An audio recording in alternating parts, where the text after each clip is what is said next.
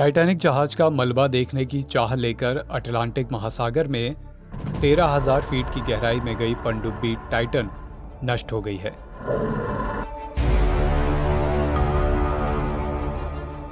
इस पर सवार पाकिस्तानी अरबपति सुलेमान दाऊद और उनके बेटे समेत 5 लोगों की मौत हो गई है।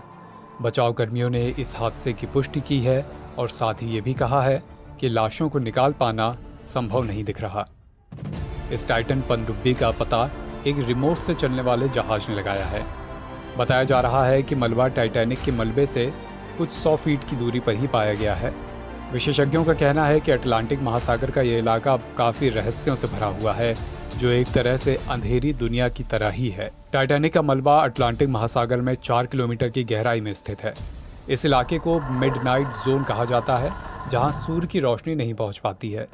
ऐसे में किसी अंडर वाटर व्हीकल का रास्ता भटकना आसान होता है।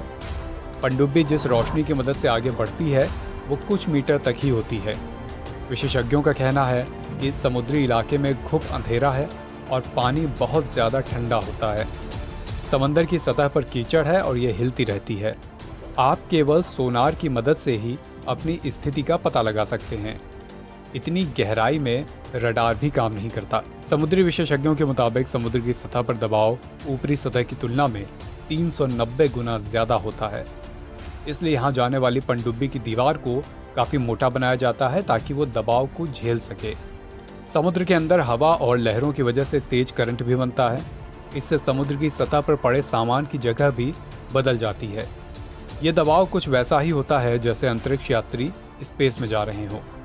टाइटैनिक जहाज का मलबा डूबने के करीब 100 साल बाद भी गल रहा है और टूट रहा है। विशेषज्ञों का मानना है कि अगर कोई इसके करीब जाता है तो वो इसमें फंस सकता है।